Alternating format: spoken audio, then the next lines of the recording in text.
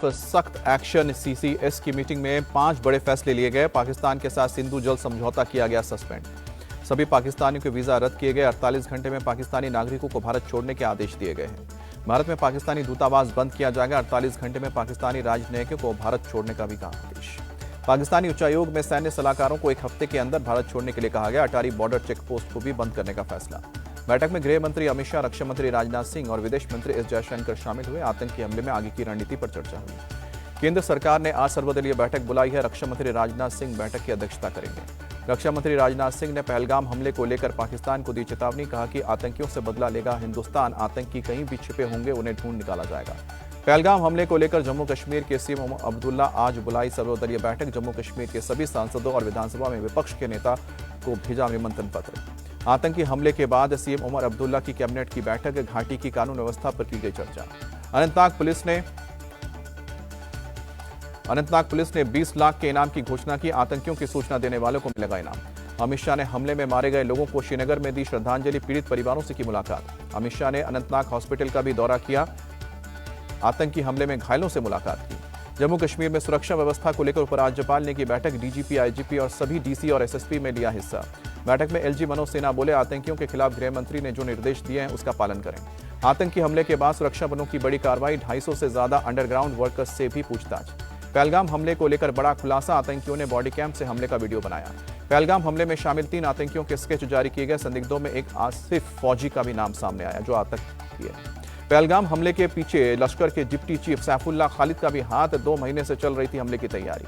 NIA ने शुरू की पहलगाम आतंकी हमले की जांच। मौके से जुटाए गए सबूत।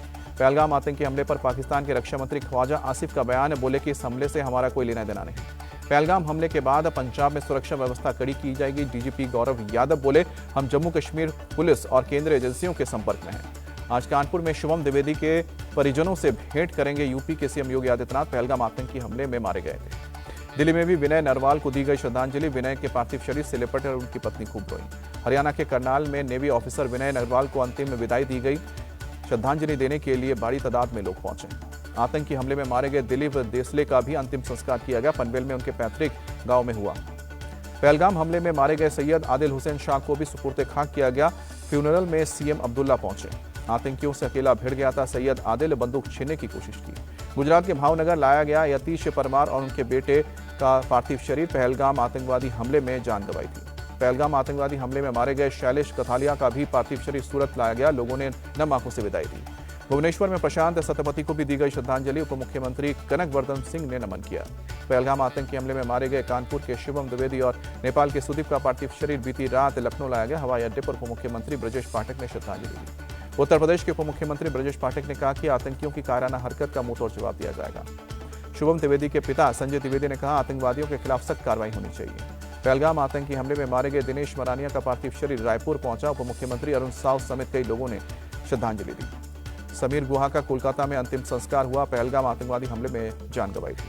पहलगाम आतंकी हमले में मारे गए सुशील नथालियाल का पार्थिव शरीर इंदौर में पैतृक आवास पहुंचा। मुख्यमंत्री मोहन यादव ने श्रद्धांजलि दी। मुंबई में संजय लेले और अतुल माने का भी अंतिम संस्कार किया गया। पहलगाम हमले में आतंकियों की गोली का शिकार हुए। अनंतनाग में बढ़ाई गई सुरक्षा। जम्मू और श्रीनगर हाईवे पर गाड़ियों की चेकिंग जारी। कुलगाम में सुरक्षा बलों का आतंकियों से मुठभेड़। फेमस अरवल वाटरफॉल के पास गोलियों की आवाज सुनी गई थी।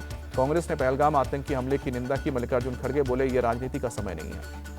पहलगाम आतंकी हमले के खिलाफ देश भर में गुस्सा। बदले की मांग को लेकर शहरों में विरोध मार्च। नोएडा के सेक्टर 46 स्थित गार्डेनिया गैलरी समिति के निवासियों ने भी कैंडल मार्च निकाला।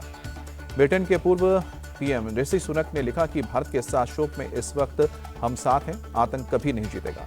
पीएम मोदी आज बिहार दौरे पर जाएंगे। मधुबनी में आज पंचायती राज दिवस के मौके पर एक कार्यक्रम में शिरकत करेंगे।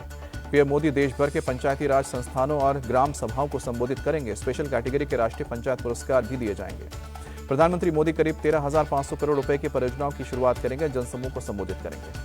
आज बिहार के कांग्रेस दफ्तर में महागठबंधन की बैठक होगी। सीटों के बंटवारे पर होगी बात। हैदराबाद में आज इन्वेस्टर्स समिट का आयोजन। नेता प्रतिपक्ष राहुल गांधी होंगे शामिल, सूत्रों से खबर। आईपीएल में रॉयल चैलेंजर्स बेंगलुरु और राजस्थान रॉयल्स के बीच आज होगा मुकाबला। बेंगलुरु में शाम को 7:30 बजे शुरू होगा मैच। आईपीएल में मुंबई इंडियंस ने लगातार चौथा मैच जीता। सनराइजर्स हैदराबाद को 7 विकेट से हराया।